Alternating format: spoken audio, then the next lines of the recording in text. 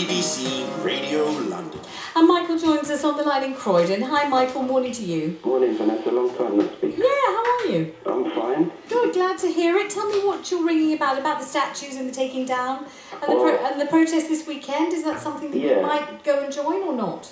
I won't go and join it, but I've phoned you up about this loads of times. I've told you about how history needs to be taught correctly, and now it's being forced upon people. Yes. And there's not a single person in this country, British person, that hasn't benefited from the transatlantic slave trade.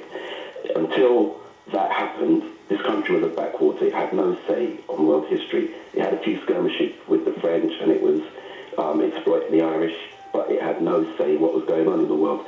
When the Atlantic was opened up because the Moors lost control in Spain, which isn't another thing that's not taught, so suddenly Britain finds the Atlantic Ocean is opened up to it, and they can start to exploit the slaves that the Spanish and Portuguese were taken to South America. Now these slaves were prisoners of war, but the British turned this into a business, into a massive business.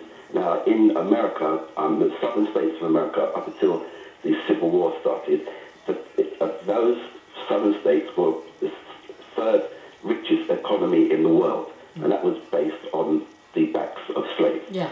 Barclays Bank, Midlands Bank, Lloyd's Bank, the stock exchange were created through the slave trade, because the slaves had so much money, they didn't know how to move it around. They created the banks to move their money around. Sugar in Europe was like a drug in the 18th, 19th century, and Britain was the drug dealer, and it dealt out the sugar drug to Europe, and it grew rich on those. It grew rich on the money of the sugar drug. I think a lot of people listening to this will think that that's an excellent way of describing it. Very brief, very concise, and very clear. Absolutely. So carry on. Now what? Yeah.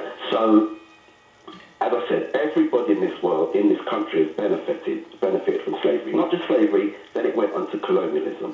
When slavery was abolished, the government of this country gave the slave owners £17 billion, and they gave the slaves nothing, up until this day. The reason why this country can never pay reparations is because it will bankrupt this country. France, Haiti was an island that was controlled by France. Haiti rebelled against the French, and the slaves got their freedom and became their own country. The French, once they regained power once the Napoleon thing was over, the French demanded that Haiti pay them back for their losses, and Haiti had to pay France for 100 years. That's why Haiti is so poor. That's just one country. Can you imagine if Britain had to pay back all the countries it exploited? Sure. We would be living like worse than the Haitians. Yeah. So that they can never pay one country back, because then the next will follow and the next will follow. So all these statues need to either be put in museums. People need to know the history of them and know why they're there and who they were and how they gained their riches from the exploitation of others, from the murder, from the rape, from the kidnapping, from the destruction of people's religion, destruction of their names, destruction of who they are. I don't know who I am. I can't trace back my roots. I know I'm from West Africa. That's all I know. I can't, when I go in the barbers and get my hair cut, and I hear the Ghanaians and Nigerians talk to each other, and I sit there and I think to myself, I can't understand a single word they're saying, yet these are my people. That's because of what Great Britain did. And yet you're here, and yet you're living here, and yet I'm assuming there are many things about life here that you esteem and that you enjoy and that you participate in with pleasure.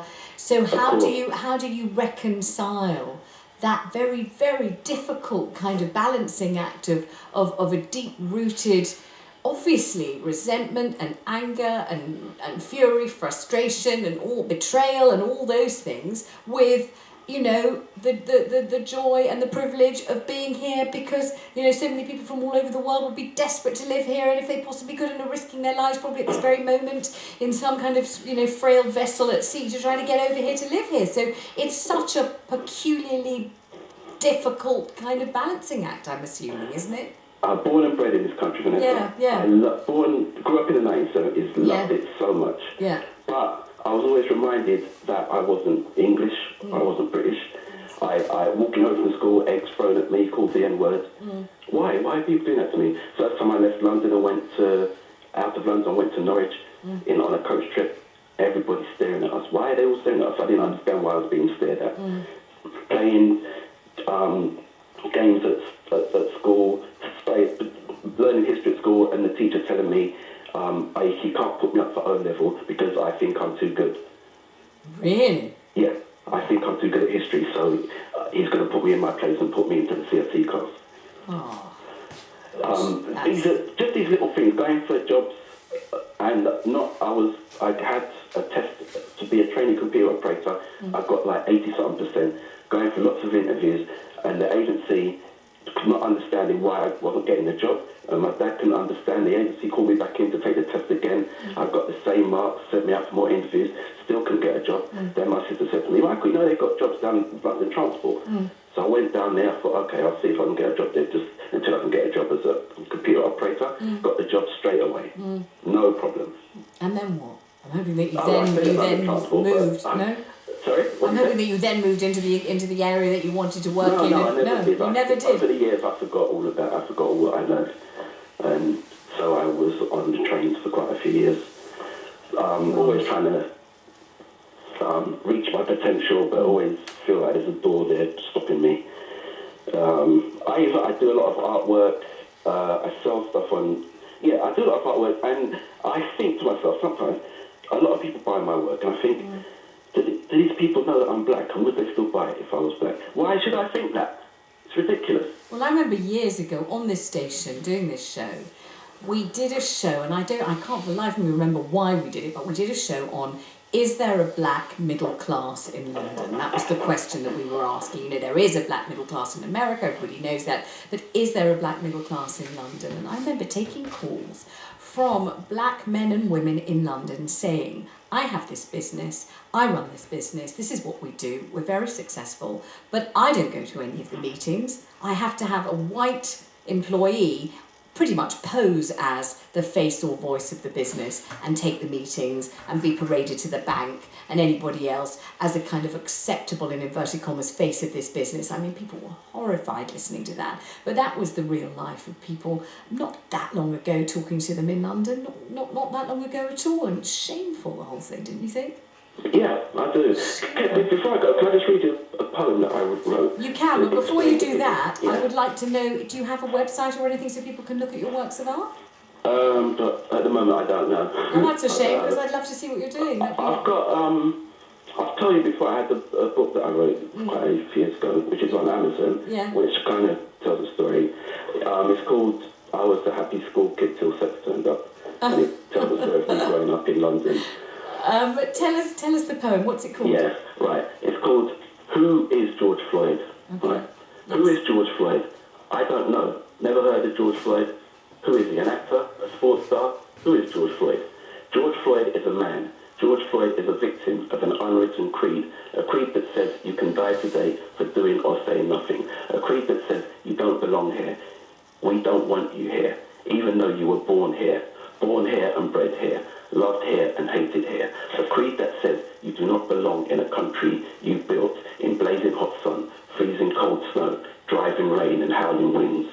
George Floyd is followed in shops and rich neighborhoods, someone to be feared by others, not to be trusted, a thief, a liar, a drug dealer, a raper of women, a killer of men, who has no place here, who must be followed around, stopped and searched for weapons he might have, for a crime he might commit, wrestled to the ground for protesting his innocence, his rights as a man, stopped by the police because he fits the profile of a potential criminal, tasered just in case he starts to get aggressive, shot just in case he takes out a weapon he might have, killed because they thought his comb was a gun, killed because he's big and strong, killed because he protested too much of his treatment, killed because he reached for his driving license.